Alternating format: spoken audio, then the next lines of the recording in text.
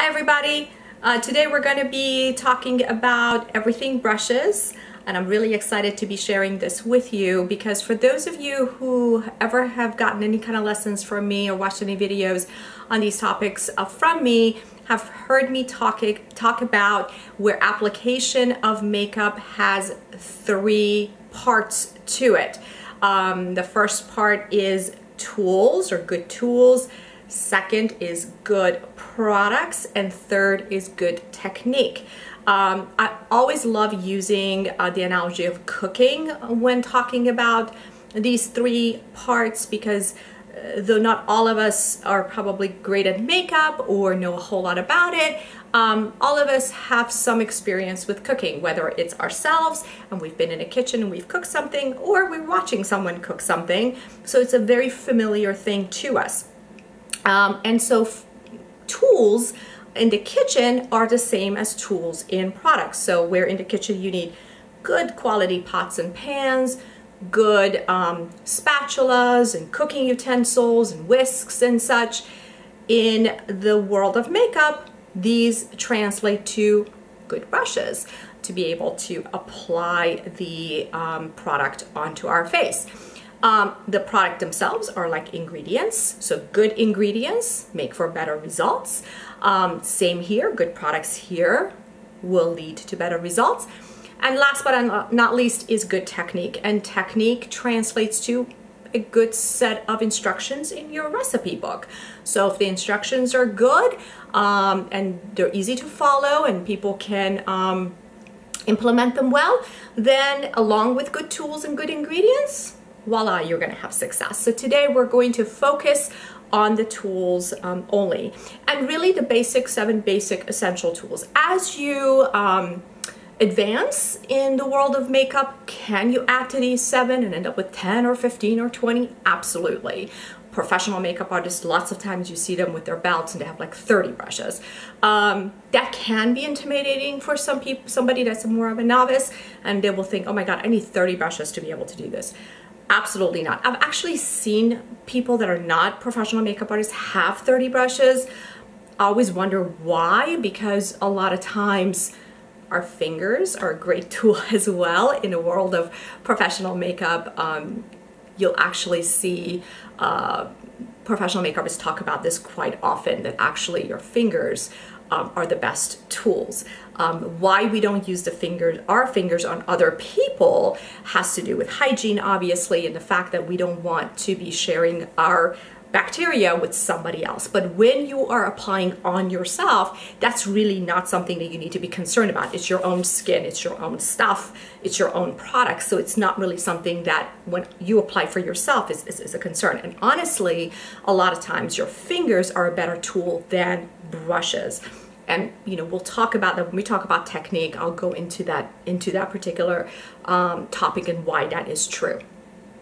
But you know, you can certainly, the point is you can certainly add to this seven as you move forward and you know, get more brushes to be able to do different things. But as you're starting, really seven is what you need to put a full face on.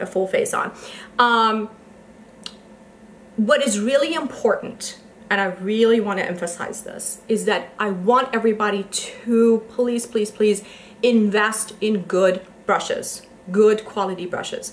Good quality brushes are not going to be inexpensive, but they're also going to be ones that won't shed on your face or on your clothes or on your board or wherever whenever you're cleaning them. They're not going to fall apart on you. The glue is not going to come off.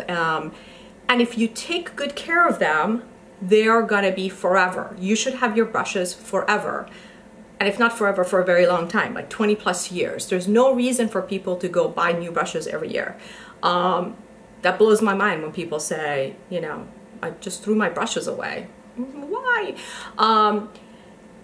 If they're good quality brushes and they're not falling apart on you and you take good care of them, you should have them forever. And just like everything else, you should really have good quality stuff to have the best results, right? So with that, we'll dive right into it. Brushes come in two categories. They're going to be either natural bristle brushes or synthetic bristle brushes.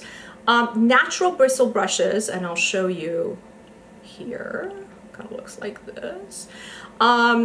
They are usually one color.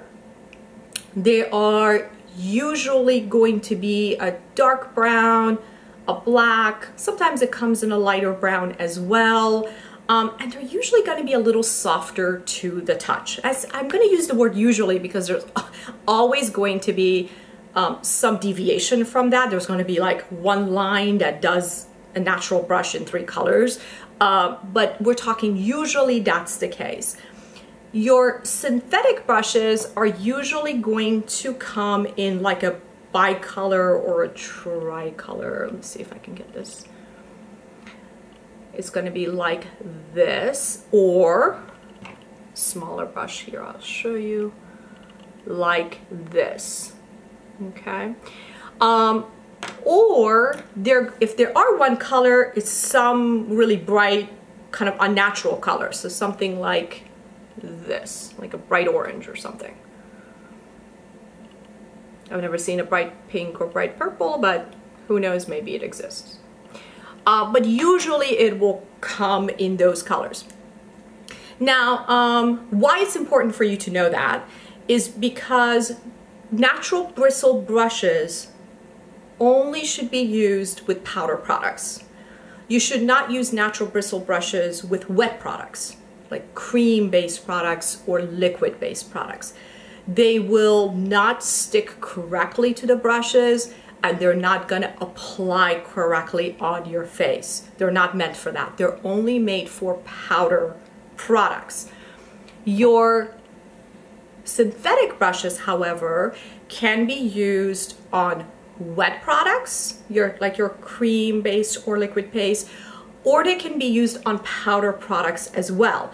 So you may ask yourself, well, if that's the case, why would I ever want to buy a natural bristle brush? Great question.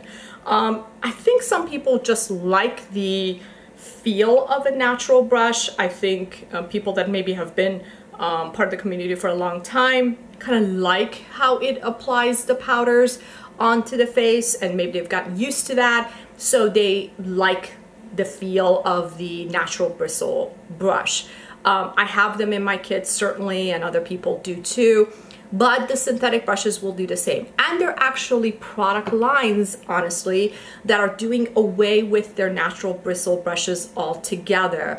If I'm not incorrect in this, and forgive me if I am, I believe MAC at least was talking about it, if they haven't already done it, doing away with their natural bristles altogether and going to an all synthetic line. I think for us, when we think synthetic, we're thinking, oh my God, this is terrible and it's a poor quality than the natural. It's not true. It's just a different bristle. And honestly, the synthetic bristles have come a long, long way. They're now feeling a lot softer. They are definitely holding together a whole lot better than, you know, brushes from 20 and 30 years ago. So don't be afraid of a synthetic brush, and honestly you can get more out of a synthetic brush than you will the natural bristle. But you know, there are people that like that feel and like to have it. So so let's talk about the actual application and the 7 brushes that are really essential, and you should really think about having those 7 as basics in your kit. The first one is your foundation brush. You can certainly apply foundation with your fingers. You can certainly apply foundation and blend out with a beauty blender. And for those of you who don't know what a beauty blender looks like or is, I have one here I can show you. Kind of looks like that, right? It's like an egg-shaped product. Or you can use a brush. The reason I like brushes the best for the entire face is that brushes don't absorb product as much as something like a beauty blender does, or our fingers. Most often we overuse product when it comes to foundation. We just put a whole lot more on our face than we need. And brushes help us with controlling quantity. Again, if you get really nice foundation, those foundations are not going to be inexpensive, so you don't want to just waste it, put a whole lot and end up with cake face. You want to use the least amount possible to achieve the look that you're looking for or the coverage you're looking for. And your brush is going to give you that, where beauty blenders typically absorb a lot of more product and end up being more wasteful. So I like brushes more. This is, you know, there are different schools of thought. There are people that love their beauty blender and want to use their beauty, and you do, and you want to continue to use it. Fantastic. Get rid of this, use your beauty blender. But if you're open to trying something different, I suggest using a good foundation brush. Foundation brushes can be either slanted like this, or they can be a flathead. It's really up to you and what your preference is. I tend to use a more flat surface for sort of the larger real estate, and maybe the more slanted one like this for maybe contouring or, you know, around the face. But that's just me. If we're talking about basic essentials, I would say go with the slanted because it will give you more versatility in terms of places to use. So that's going to be your first brush. Your second brush is going to be your concealer brush, and I love this one from Sephora. And the reason I really love this one from Sephora, and I think this is number 71, is Pro Concealer number 71. And why I love this one so much is because it's kind of shaped like a tip of your finger. It's kind of what it's shaped like. So where you use your finger to kind of dab, dab, dab, I almost used my middle finger there, sorry about that. Dab, dab, dab, dab, dab. This does the exact same thing. It's like the same exact shape, and I kind of love that. You know, does that same exact thing for you. And this is really great. Now, some people say, you know, can I use my finger? Of course you can. As I mentioned before, a lot of times your finger will do a better job than a brush does. The reason for the concealer under eye, I like a brush, is because it can get into the areas that's hard to reach with your fingers, where a brush can kind of get in there and get everything. So kind of something to think about. So the second brush is that concealer brush. The third brush is your powder brush, and again, this can be synthetic or it can be natural bristle. The first two have to be synthetic, but this one can be either one. And this is to set, right, all that wet product that you've put on is to set your wet product down. So this is the powder brush for that setting of the foundation. Then you're going to have your fourth brush. You're going to have your blush brush. This brush is obviously for the application of your blush. It can be your highlighter as well. It can even be the application of your powder contour if you're using a powder contour. It can be for that as well, depending on where you're contouring. The larger surfaces, obviously. The blush brushes come either in a flat top or a rounded top. I should say not flat top, a rounded top like this, or they come in a slanted top like this one. Again, this is a matter of preference. The slanted tops tend to give you more edge. So if you're into that look and like the look of something sharper, I suggest going with a slanted top. If you're looking for something softer, the rounder top will probably work better for you. The fifth brush is your eyeshadow application brush. Eyeshadow application brush. And eyeshadow application, by that I mean it is a brush that is used to deposit color. Let me say that again. It's used to deposit color, not to blend, to deposit color.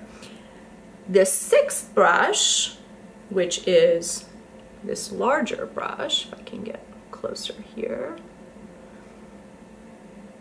is to blend the shadow. So it's a blending brush. So you're going to have your application brush, which is a smaller one, and the blending brush, that's your larger one. And the seventh brush, last but not least, is going to be a very tightly packed, slanted, usually I like the slanted for this one, brush, and you can use this number of places. You can either get and do sort of a tight line of your eyeshadow, or if you have a gel eyeliner on your eye, you can get really sharp edges with this, and you can also use it to apply your brow powder as your setting powder for your brow fill. If you're into filling your brows and want to get a sharper look, this is great to use. So 7 brushes, I'm going to review this one more time. Foundation, concealer, powder, so foundation, concealer, powder, blush, eyeshadow application, eyeshadow blending, and the tight line brush that can also be used on your eyebrow. The other thing I wanted to tell you about brushes is how do you pick a brush, or how do you know where the brush, in what area of the face it should be used. And there's a basic concept to brushes. The longer the bristles on a brush are, and the fluffier the brush is, the less pigmentation it's going to apply. I'm going to say this again. The longer the bristles on your brush are, and the fluffier that the brush is, the less pigmentation it's going to leave behind on any area of your face. So with that knowledge, how do you know which one is a powder brush and which one is your blush brush? Well, we're using a fluffier brush and a bigger brush on your entire face because you're powdering your entire face for setting. You're not really focused on applying color and pigmentation. Your blush brush, shorter bristles, as you can see, and tighter packed bristles are going to be used where you would want actual pigmentation left behind or color. The shorter you get here, so for example, we were kind of talking about the slanted being ones that will get you to kind of the tighter look. The shorter it is and tighter packed it is, the sharper that pigmentation that it's going to leave behind. So for example, I'll give you another example in your eye work. So you've got your blending brush. I'm going to try to do this in a way that you can see. Here we go. So this one, the first one, your blending brush, obviously fluffier, longer bristles. Your application brush, which is one that's going to leave pigment behind, is going to have the shorter bristles and tighter packed. And your last one, which is for tight lining or giving you edges or applying your eyebrows, is going to be the shortest one and tightest packed. And of course, if it's angled, it's even going to give you a sharper result. So in purchasing brushes, keep those basics in mind and what you're trying to achieve. If you're trying to achieve pigmentation, then obviously you want to go with something tighter and shorter in bristles. If you're looking for something blending, then obviously you want to go with something longer bristled and fluffier. So hopefully that helped you guys with some sort of basic brushes and how to use them and how to pick them out into categories. Now I'm going to switch gears and talk about brush care. Remember, we talked about synthetic brushes and we talked about natural bristle brushes and using them on wet products versus dry or powder products. When you're using your brushes that only have powder product on it, and it could be natural bristle or it could be synthetic that you used, but you only used it to apply powder on. You haven't used it to put any wet product on. The way you want to wash these particular brushes is take any small Tupperware and make sure that these are just labeled for your makeup cleaning brushes and you don't use it to put food in it, because that would be a really bad idea. So I have this one, you know, pretty small, and you want to fill it about 1/2 inch or so with lukewarm water and put your shampoo in that water and kind of swirl it around and make sure it's blended, and then use your brush kind of straight in, making sure that the water never goes beyond the brush base. So even if you, let's say, fill the Tupperware 3 inches, right? Depending on your brush and how long your brush is, you know, 2.5, 3 inches is still gonna be okay with this brush, where with this brush, you don't have enough base for that. I think over 1 inch is gonna be in trouble. The reason you don't want water ever to go beyond your base is because the base and the handle are attached at this section right here. It's hard to see on this particular one, but I'll show you on this one. So this is your base here, the metal base, and then you've got the black handle. If water gets in between these two, it's going to start to undo the glue and the brush head will just come off. So it's really important that you do not allow water to get into that. So if you're, you know, that's why I say 1/2 inch to 1 inch, because that should work for all the brush sets you have. Then you want to kind of dip it in, and don't be too aggressive. Like, don't go in and just kind of go crazy, because it's going to break the bristles. What you want to go is go straight in and very gently just swirl the product out. From time to time, I actually like taking the brush out and just like washing hair, it's the exact same thing. Just massage the shampoo into the brush, take out the excess, and go back and wash some more if you need to. Once you're done, then you want to take this brush underneath running water. Again, make sure that the water is not on high and focusing on this part only, never allowing water to get between the base and the handle, and just rinsing that out just like you would do hair. After you do that, you want to take out all the excess from the brush and lay it on a flat surface with this bristle part out. When I mean out from the surface. So if you are, for example, leaving it on a counter, you want to leave it, if this is sort of the counter going this way, you want to leave it like this, so this part is out and air is circulating all around, rather than like this, right? You want to leave it like this where air is circulating, and it allows it to dry. About 12 hours or so, and your brushes are clean and dry and ready to use.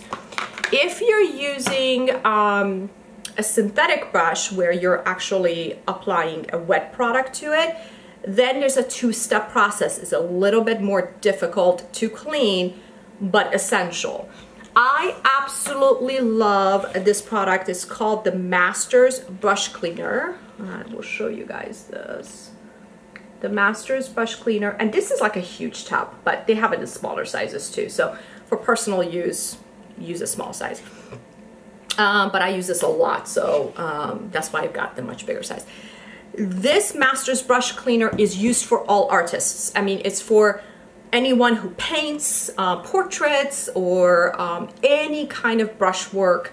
They use this wonderful soap. And when you open it up, let me do that, it kind of looks like this inside. I'll show you. It's like soap, right? And what you want to do is wet your brush. So you have a synthetic brush, let's say it's this one. You want to wet your brush, and then you want to go into the soap in the container itself and kind of twirl it around and get that soap onto the bristles. And just like before, massage it all out. Massage the soap all out, and getting that wet product out. It's gonna be more difficult just because wet products can sit in the brush much longer. So it's really important that you do this until the wet product is all gone from your brush. So it may mean number of times, and then once you do and you're finished with that, again, you put it under the water, do the same thing, rinse the whole thing out, dry it, put it on the counter we talked about with this brush end out so air circulates and allows it to dry for 12 hours, and you are good to go. How often should you be doing this? Should you be doing this after every application of your makeup? Absolutely not. You know, if you're using it for your personal use and they are yours and you're not using these brushes on anyone else, then really cleaning your brushes once a month, once every 2 months should be just fine. However, that does not mean you don't clean your brushes after every time you use it. What you would want to do, a much quicker way, is you want to use something like a brush cleaner. This is a pro cleaner, so it's blue. There are tons of different brands out in the market. MAC actually has a really good one. MAC's is, I think, pink, if I'm not mistaken. Sephora has a great one as well. But they are fast drying and quick to use. The way you use those is you actually spray it onto a paper towel, and you want to make sure that you use a paper towel that's lint free. Otherwise, you're going to get all that lint onto your brush. It's terrible.